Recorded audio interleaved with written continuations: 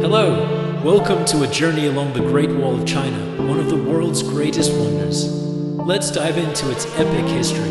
Here we go. Thousands of years ago, northern China was open land. Endless steppes stretched for hundreds of kilometers, wind whistled through the mountains, and nomads appeared suddenly without warning. The kingdoms lived in fear. Their armies could not defend the borders. That is when the first walls began to be built. Simple earth ramparts, wooden fortifications, and ditches. They were fragile, but every defense mattered. The first bricks of the future giant were already laid. In 221 BCE, Qin Shi Huang unified China. He saw that if the walls were not connected, the north would destroy the empire. He ordered the old ramparts to be linked into one continuous shield. Work began immediately. Soldiers, peasants, and prisoners in huge numbers carried stone, wood, and earth across mountains, rivers, and deserts. The task was clear: not for beauty, not for glory, but for survival. Every brick could save the lives of thousands of people. The wall grew over centuries. New sections were built on top of old ones, sometimes in new strategic locations. It stretched across mountains, plains, deserts, and lands where survival was almost impossible. Different dynasties added their sections. Gradually, it became a living organism of stone, earth, and human will. The early sections were made of earth and wood, built quickly but easily destroyed. Wind, rain, and snow wore away the walls, leaving ruins behind. During the Ming Dynasty, they started using bricks and stone, with mortar that included sticky rice. The walls became tall, strong, with watchtowers and signal towers that could transmit signals with fire, smoke, and drums for dozens of kilometers. Each tower had strategic importance. Narrow passes, mountain ridges, and gorges were carefully planned. Where the wall crossed deserts, barracks and wells were built. Traveling through these areas was almost impossible, and the enemy had to think twice before attacking. The work was deadly. Stones weighing tens of kilograms were carried up the slopes. Workers died from exhaustion, hunger, cold, and disease. Legends say the wall was built on bones. Millions of people contributed their effort and lives to create this shield. Over the centuries, the walls connected, extended, and were reinforced. In the northern steppes, wooden towers were built to watch over the nomads. In the deserts, earth mounds were constructed to stop sudden attacks. On the plains, massive towers controlled routes and roads. The wall adapted to the terrain. Its structure changed, but its purpose remained the same: defense. The Ming Dynasty strengthened the wall's strategic importance.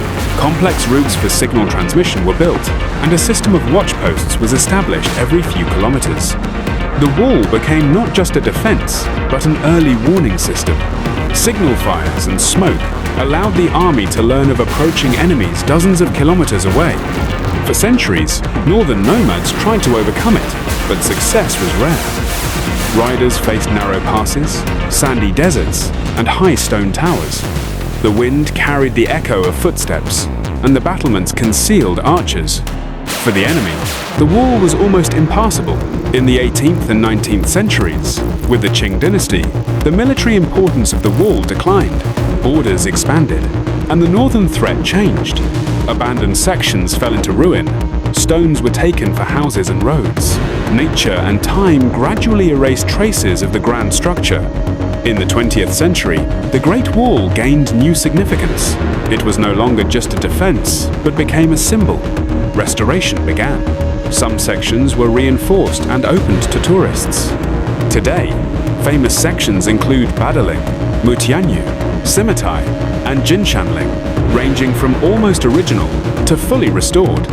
The total length, including old ramparts, ditches, and branches, is about 21,196 kilometers. But numbers are not the most important thing. More important is the idea, the memory of millions of people who built the wall. Every stone is a symbol of effort, labor, and fear. Imagine yourself on the top of a mountain. The wind tears at your clothes. Snow and dust get into your eyes. The stones beneath your feet are slippery. Behind you, steppe, desert, cold, and emptiness. Ahead of you, a chasm. Every step requires effort. Every brick is a human life. You feel fear, exhaustion, and responsibility. You are part of the wall, part of history. Millions of people, now gone, left their marks here. Their voices are heard in the wind, in the echo of footsteps on stone slabs. They worked without sleep, without rest, fighting against nature and time. This made the wall not just a structure, but a living monument to human will. Walking along restored sections, you see even stones, battlements, and watchtowers. But in wild sections, ruins remain, partially destroyed fortifications, overgrowth, and sand. These areas preserve the memory of the true cost of the wall, millions of losses, thousands of deaths, and endless struggle. The wall is more than stone. It is history that speaks of fear, hope, life, and death. It teaches us to see the scale of human effort. It reminds us that protection, borders, and safety always have a price paid by millions of lives. Standing atop a tower, you look down. Chasms, darkness, emptiness. In the distance, the wall stretches. Mountain ridges, forgotten fortresses. You are between past and present, between life and death, between fear and strength. The Great Wall of China is not just a landmark. It is an archive of destinies, a guardian of history, a symbol of power and effort. A stone laid by human hands carries the memory of a life. The wind carries the echo of thousands of voices who once shouted, "Stop! They are coming!" Every meter of the wall is a symbol of struggle and survival. Every section is a witness to millions of lives spent for protection. The wall is a warning. Borders and security come at a cost, and that cost is always high. When you walk along its paths, you are not just walking on stone. You are walking through centuries, through the destinies of millions, through fear and hope. You become part of history, part of memory, and part of the Great Wall itself.